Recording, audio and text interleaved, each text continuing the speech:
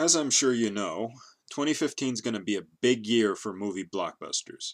We have Avengers 2, Man of Steel 2, which is Batman vs. Superman, Ant-Man, Jurassic Park 4, Fantastic Four Reboot, Finding Nemo 2, Kung Fu Panda 3, Ted 2, SpongeBob 2, Tintin 2, Cinderella Remake, Hunger Games 4, Mission Impossible 5, Terminator sequel or reboot, they're not sure yet, Star Trek 13, Bond 24, and Star Wars Episode VII. Now, I am disappointed that these are all either freaking sequels or reboots. I'm desperately hoping for more original stuff to come out. And I'll certainly have something to say about most of these, but today I'll focus on the new Star Wars.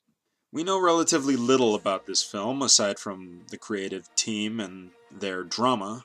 George Lucas sold the rights of the series to Disney and producer Kathleen Kennedy.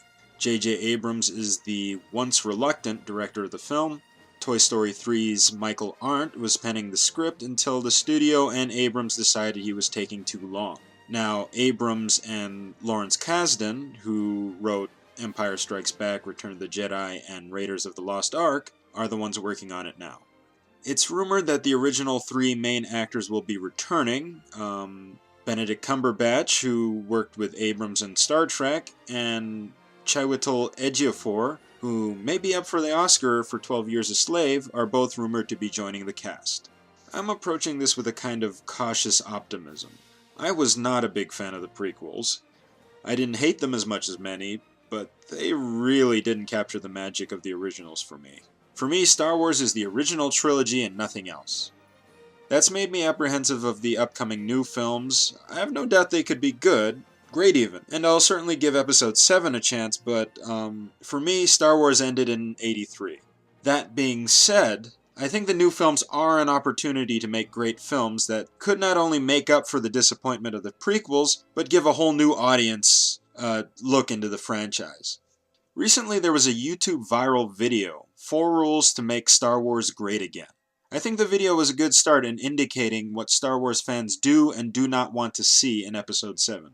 I'll figure I'll take it a step further with less interesting visuals and indicate 5 things I want to see in the new film and 5 things I don't want to see in the new film. Bear in mind this is strictly my opinion, and you're more than welcome to disagree with my list. Let's begin. Number 1. Want to see. A new cast of likable main characters who are not all children of the previous main characters. First of all, why a new cast? Well, because we've seen the other characters and their journey before. Give us something new to latch onto. If we follow the old characters again, we'll just constantly be reminded of the older films and how different they were. That's not a good thing. With new characters, we'll be starting from scratch. This will allow new audiences to connect with the Star Wars universe and help deter a nagging comparison to the original films among the older fans. Now, I'm not saying the older characters shouldn't be in it, but I'd prefer they not be the focus. As for the part about them not all being children of the previous main characters, I've seen many fans of the extended universe novels say that the main characters should be Jason, Jaina, and Anakin Solo, the kids of Han and Leia, and Luke's son Ben. My problem with it is that if they were all relatives, then they'd all know each other, and their interactions would already be pre-established before we even get to meet them. Part of the fun of the originals was seeing Luke, Han, and Leia meet for the first time. As the films went on, they got to know each other better, and we got to know them better as a result. Now, it'd be alright if, say, Han and Leia's son or daughter was one of the main characters, but the other main characters should not be relatives. Number 1, don't want to see. Resurrection of dead characters. Sidious, Darth Vader, Boba Fett, and Greedo are dead and they should stay dead. Once again, what's past is past. These characters had their moments in the spotlight. In fact, the deaths of Sidious and Vader were very important to the plots of the originals. There's absolutely no point in undoing the originals only to do them again. Number 2. Want to see. A brand new story. A story dissimilar from all the previous efforts but with the same adventurous style, if this makes sense. We've seen the story of a young farmer working his way up to be a rebel leader and a Jedi hero. We've seen an innocent slave fall to the temptation of evil. Give us something we haven't seen before. For example, a main character that's on the run. Maybe an anti-hero who used to work for the Empire but who's trying to redeem himself. There's a plethora of things that they could do with this universe, and they certainly shouldn't be limited to a farmer on Tatooine grows up to become a Jedi. Number 2, don't want to see. The Return of the Empire. Once again, the whole point of the originals was stopping the Empire. Please do not rehash and redo. Give the characters something different to fight. Also, it's been so many years since the end of Jedi. Please don't tell me that they still haven't cleaned up the mess from that film. Number 3, want to see. A well-paced story that doesn't require action scenes every 5 minutes. One of the great things about the original film is its pacing. It allowed us to spend time with its characters before throwing them into battle. Doing this makes the action scenes more thrilling by keeping us invested in the characterizations. Let's look at the first films of each trilogy. In A New Hope, within the first 40 minutes or so, we have 2 big action scenes. The Empire's initial attack on the Rebels, and the Millennium Falcon escaping Tatooine. In the first 40 minutes of The Phantom Menace, we have the Jedi fighting the Trade Federation, escaping the Trade Federation in the forest, fighting sea monsters in a submarine, the Jedi rescuing the Queen, and the group escaping Naboo. We're not given much of a chance to get to know the characters here. Now, don't get me wrong, I love action scenes, but I firmly believe they have to be earned when it comes to narrative. Number 3, don't want to see. Fan service references to the other films. I don't want Luke telling his kids, "I am your father." I don't want the new female lead to wear cinnamon rolls in her hair. And I don't want John Connor to say, "I'll be back." Oops, wrong series. It's just stupid, pointless, and only serves to remind us how good the originals were. I don't want lines repeated verbatim.